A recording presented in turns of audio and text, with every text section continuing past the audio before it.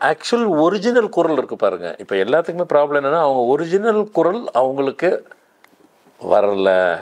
SPB பாலசுப்ரமணியமே ஆயிரணுமான்றது, K J Yesudas மாதிரி ஆயிரணுன்றது அது உச்சம், அது குரலின் உச்சம். அது இந்த குரல் வந்து வழக்கமான உங்கள் குரலே இல்லைன்னு நான் சொல்கிறதுக்கு வந்து இன்னொரு அர்த்தம் என்னன்னாக்கா, ஒரு 12 வயசு இருப்பான், அவனை பார்த்துட்டு அந்த அந்த இந்த குரல் தான் இருக்கும், குரல் உடையும் அப்படின்னு சொல்லுவாங்க. அது அப்போ உடையாது, அந்த 10-12 வயசு வரைக்கும் தெரியாது.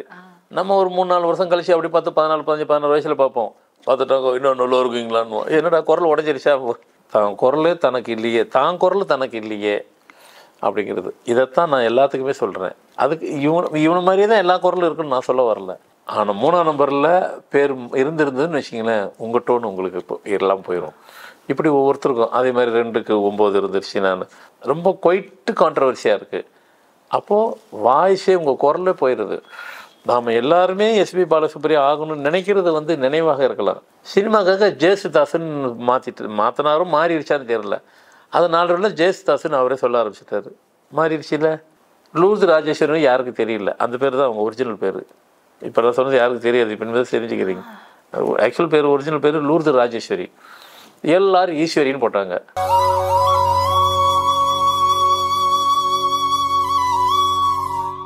ஆன்மீக உலா அன்பு நேர்களுக்கு இனிய வணக்கம். இன்னைக்கு பாத்தீங்கன்னாக்கா எல்லாருக்குமே அவங்களுடைய குழந்தைங்க நல்லா பாடணும், ஒரு பெரிய பாடகி ஆகணும், பாடகர் ஆகணும் அப்படிங்கிற ஒரு ஆசை, கனவு, லட்சியம் இருக்கு இல்லையா? ரியாலிட்டி ஷோ அப்படின்னு எடுத்துக்கிட்டாலே எக்கச்சக்கமான பாடல் நிகழ்ச்சி வந்துட்டே இருக்குங்க. ஆனா எல்லாருக்குமே சக்சஸ் கிடைக்குதா? ஒரு சிலருக்கு தானே கிடைக்குது இல்லையா? சோ இந்த பிறந்த தேதி, அவங்களுடைய பெயர், அந்த குரல் வளம், இதற்கும் ஏதாவது ஒரு கனெக்ஷன் இருக்கா? இது குறித்த நிறைய சுவாரஸ்யமான விளக்கங்களை நமக்காகவே எடுத்திருப்பதற்காக நம்ம கூட நம்ம அரங்கிற்கு வருகை தந்திருக்காரு ஃபார்மேட் நியூமராலஜியின் தந்தை டாக்டர் மகாதன் சேகர் ராஜா அவர்கள். வாங்க நேயர்களே, சார் சந்திப்போம். வணக்கம் சார். வணக்கம்மா. சார், எல்லாருக்குமே வந்து நல்லா பாடணும், எஸ்பிபி சார் மாதிரி பாடணும், சித்ரா அம்மா மாதிரி பாடணும், ஜானகி அம்மா மாதிரி பாடணும் அப்படிங்கிற ஒரு ஆசை எல்லாம் இருக்கு சார். இப்போ நிறைய அதுக்கான ஆப்ஸும் கூட வந்திருக்கு. அவங்க வந்து ரியாலிட்டி ஷோ போக முடியாட்டி கூட அவங்க திருப்திக்கு அவங்க போன்ல இருந்தே ஆப்லயும் பாடலாம் இல்லைங்களா? இது எல்லாமே பண்ணலாம். ஆனா நல்லா பாடுறது, நல்ல குரல் வளம் அப்படிங்கிறது ஒரு பக்கம் இருக்கு இல்லைங்களா? என்னுடைய சந்தேகம் என்னன்னாக்கா, இவ்வளவு பேர் பாடினாலும் கூட ஒரு சிலருடைய பாடல்கள் மட்டும் தான் நம்ம கேட்கிற மாதிரி ஆசையா இருக்கு. சோ அவங்க பிறந்த தேதி, அவங்களுடைய பெயர், அந்த குரல் வளம், இதுக்கு ஏதாவது கனெக்ஷன் இருக்கா சார்? நீங்க நிச்சயமா உங்க ஃபார்மேட் நியூமராலஜில கண்டுபிடிச்சு வச்சிருப்பீங்க, அதை எங்களுக்காக சொல்லுங்க சார். கண்டிப்பா அங்கதான் கனெக்ஷனே இருக்கு.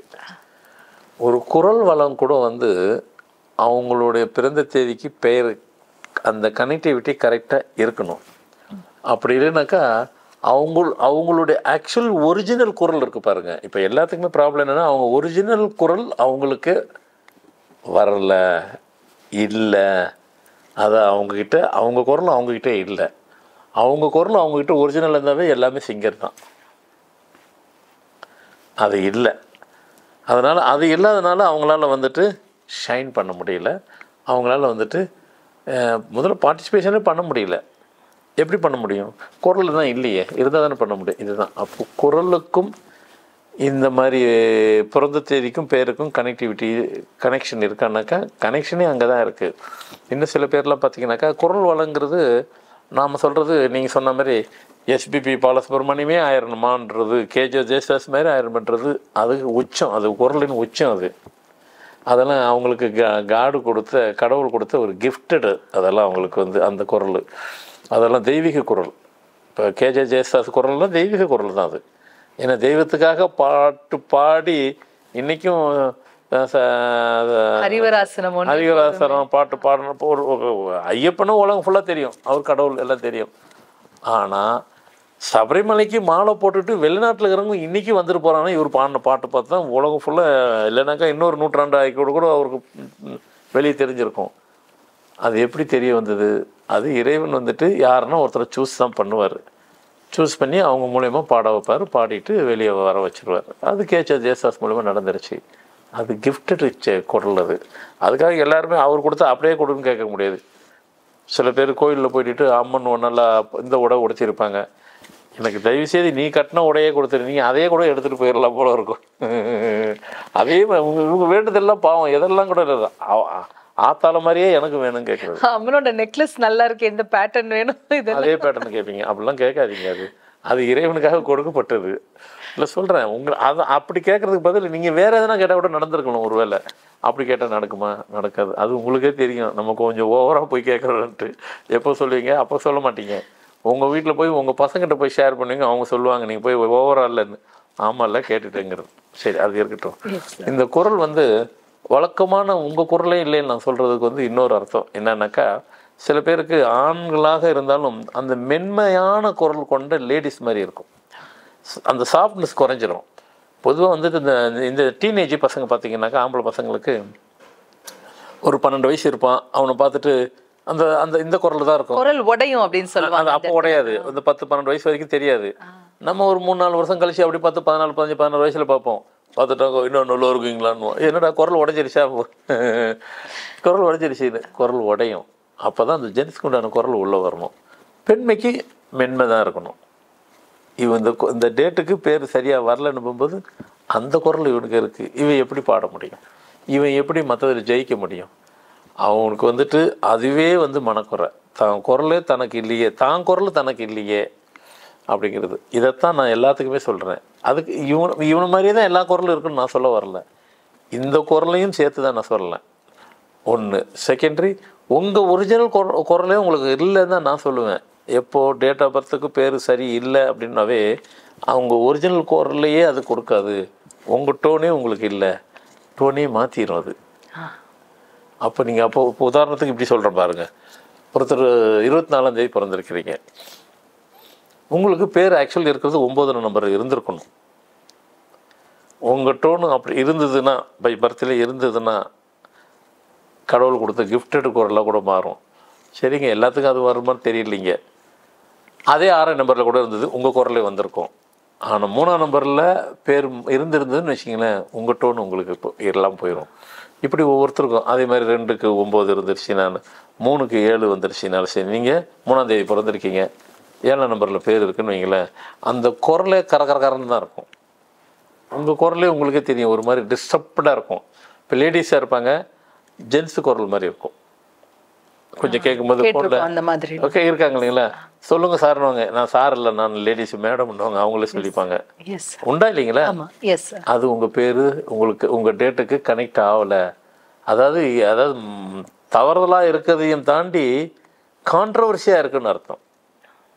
ரொம்ப குவைட்டு கான்ட்ரவர்சியாக இருக்குது. அப்போது வாய்ஸே உங்கள் குரலே போயிடுது. நாம் எல்லாருமே எஸ்பி பாலசுப்ரியா ஆகணும்னு நினைக்கிறது நினைவாக இருக்கலாம். பட் செயல் கொடுக்குறது இறைவன் தான். ஆனால் தெய்வீக குரல்னு ஒன்று இருக்குது. அதுக்கு அதெல்லாம் இதில் டியூன் பண்ணால் வந்துடுமா? எல்லாம் வந்துடுங்க. அப்போ ஜெயசுதாஸுக்கு எப்படி வந்தது? ஆமாம், அவர் பேர் கூட ஜெயசுதாஸ் கிடையாது, அவர் பேர் இயேசுதாஸ். அவரோட ஒரிஜினல் பேர் இயேசுதாஸ் தான். சினிமாக்காக ஜெயசுதாஸ்ன்னு மாற்றினாரும் மாறிடுச்சான்னு தெரியல. அது 4 நாளில் ஜெயசுதாஸ்ன்னு அவரே சொல்ல ஆரம்பிச்சிட்டாரு. மாறிடுச்சு இல்லை, தெய்வ குரல் வந்துச்சு. இயேசுதாஸ்ன்னு சொல்லும்போது யாருக்கும் தெரியாது, அது தெரியாது தான் அவருக்கு, யாருக்கும் தெரியாது தான். பேர் மாறணுன்னு மாறிடுச்சு இல்லையா? அது எல்லாரும் ஈஸ்வரிக்கும். அம்மன் பார்த்தீங்கன்னா அந்த அம்மா பாடின ஆடிச்சுன்னு வச்சுக்கிறோங்க, அம்மனே நிஜமே நமக்கு தெரியாமல் கூட ஆடிக்கிறோம். அந்த அளவுக்கு பாட்டு பாடுவாங்க எல்லாரும் ஈஸ்வரி. அவங்க ஒரிஜினலாக பேர் என்னது? லூர்து ராஜேஸ்வரி. லூர்து ராஜேஸ்வரி யாருக்கும் தெரியல, அந்த பேர் தான் அவங்க ஒரிஜினல் பேர். இப்போ நான் சொன்னது யாருக்கும் தெரியாது, இப்போ தெரிஞ்சுக்கிறீங்க. ஆக்சுவல் பேர் ஒரிஜினல் பேர் லூர்து ராஜேஸ்வரி. எல்லாரும் ஈஸ்வரின்னு போட்டாங்க, நேராக அம்மனோட கனெக்ட் ஆகிட்டாங்க. அவங்க அவ்வளோ பாட்டு பாடலைன்னா அம்மனே உலகத்துக்கு அந்த அளவுக்கு தெரிஞ்சிருக்காது. அது தெய்வீக குரல். அந்த குரல் அப்படியே கேட்கும் போதே பழைய சாங்கெலாம் அம்மன் பாட்டெல்லாம் பார்த்தீங்கன்னாக்கா அப்படியே தனித்துவமாக இருக்கும், வைப்ரேஷன் இருக்கும், அந்த வைப்பு அந்த அளவுக்கு இருக்கும். அதனால் குரலுங்கிறது நாம் நினைக்கிற மாதிரி அப்படிலாம் இல்லைங்க. உங்கள் டேட்டுக்கு உங்கள் பேர் அப்படியே ஒரு கனெக்டிவிட்டி கரெக்டாக கொடுத்துட்டாங்க அப்படின்னாக்கா உங்கள் குரல் தான் இருக்கும். நான் சொல்கிறது சூப்பர் ஐட்டிங்கெல்லாம் கூட தாண்டி உங்கள் ஒரிஜினல் குரல் உங்ககிட்ட இருக்கும். நிச்சயமா அது தேவையான ஒரு விஷயம். இண்டிவிஜுவாலிட்டி அப்படின்னு தான் எல்லாருமே கேட்குறாங்க. உங்களுடைய இண்டிவிஜுவாலிட்டி உங்ககிட்ட இருக்கும், வேற ஒன்றும் சொல்லலை. நீங்கள் பெரிய ஆள் அதெல்லாம் அப்புறம் ஆகலாம். உங்கள் குரலே உங்களுக்கு இல்லைன்னும் போது நீங்கள் எப்படிங்க சாதிக்க முடியும்? உங்கள் குரல் உங்களுக்கு வேணுமா? உங்கள் டேட்டுக்கு உங்கள் பேரை கரெக்டாக கச்சிதமாக வச்சுக்கிறங்க. நீங்களாகவே உங்கள் குரல் வந்துடும், உங்களுடைய இண்டிவிஜுவாலிட்டி வெளிப்படுத்திடும். அது வெளிப்படுத்துச்சுன்னா நீங்கள் சக்ஸஸ் பண்ணியிருப்பீங்க. உங்கள் சக்ஸஸ் உங்களுக்கு தான். நாங்களே ஏதாவது சேஞ்சஸ் பண்ணலாமா சார் பேர்ல? அதுக்கு ஏதாவது நீங்க சொல்லுவீங்களா? நாங்களே எங்க பேர் அதுக்கேற்ற மாதிரி டியூன் அப் பண்ணிக்க ஏதாவது வாய்ப்புகள் இருக்கா? செய்யலாம். இப்போ நான் இருக்கிறேன், எங்கள் வீட்டில் தோசை நல்லா சுடுவாங்க, இட்லி நல்லா சுடுவாங்க. நானே சுட்டுக்கலன்னு சுட்டுக்கொண்டு தான் சொல்லுவாங்க. யார் சாப்பிட்றது? யார் சாப்பிட்றது? நீயே முதல்ல சாப்பிடுவியா? இல்லை நான் தெரியல அப்படிங்கிற மாதிரி தான் சொல்லணும். நான் பதில் சொல்லணும். அதே தான், அது மாதிரி அவங்கவுங்களுக்கு அது தான் புரியுது சார். நீங்களே இப்போ நீங்கள் சொல்கிறதுக்கு ஒரு ஆசையாக தான் இருக்கும், செஞ்சுக்கலாமா. நான் அதனால தான் நான் என்னையும் பதில் சொல்லிக்கிட்டேன். சமைக்கிறது நானே சமைச்சிக்கலாமா, சமைச்சிக்கணும் தான் சொல்லுவாங்க, யாரும் கோச்சிக்க மாட்டாங்க. நீ முதல்ல சாப்பிட்றியா பாருப்பாங்க. இல்லை என்னால் முடியாதுன்றேன். அதே தான், சமைக்கிறதுக்கே சாப்பிட்றது ஒரு வேலையே முடியாதுன்னு சொல்லும் போகும்போது நம்ம வாழ்நாள் ஃபுல்லாக அதுதான் நமக்கு வாழ்க்கைன்னு போகும்போது அந்த ரிஸ்க்கு ஏன் எடுக்கணும்? அந்த வேலையை தானுங்க நான் செய்கிறேன். யார் எதை செய்யணும்? இப்போ ஒரு கோல்ட் ஸ்மித் இருக்கிறார் ஆச்சாரி, ஏன்னா அவர்கிட்ட கிட்ட கூலியெல்லாம் நிறைய கேட்குறாருங்க. நானே செஞ்சுக்கலாமா? செஞ்சுக்கலாம். ஆனால் போட முடியுமா, செய்ய முடியுமாங்கிறது தான். அவங்கவுங்க வேலையை தான் அவங்க கரெக்டாக பார்த்தா அது சரியாகவும் இருக்கும், அது அவங்களுக்கும் பயனுள்ளதாக இருக்கும், பிரத்தியாருக்கும் பயனுள்ளதாக இருக்கும். மாறி செஞ்சால் கூட அது சரியாக வராது. அதனால் நீங்களாம் செய்யாதீங்க. ஏன்னா இது நீங்கள் வாழ்கிற வாழ்க்கை. அதனால் நீங்கள் செஞ்சிடாதீங்க. அதை செய்யக்கூடிய இடத்துல நான் இருக்கிறேன், அந்த வேலையை நான் பார்த்துக்கிறேன். அருமை சார். சிந்திக்க வைக்கக்கூடிய அற்புதமான விளக்கங்கள் எங்களுக்காகவே பகிர்ந்துக்கிட்டீங்க சார். கொடான கொடி அன்பு நெஞ்சங்கள் அனைவர் சார்பாகவும் மனமார்ந்த நன்றிகள். ஆன்மீக உலா சேனலை பாருங்க, மறக்காம லைக் பண்ணுங்க, ஷேர் பண்ணுங்க, சப்ஸ்கிரைப் பண்ணுங்க.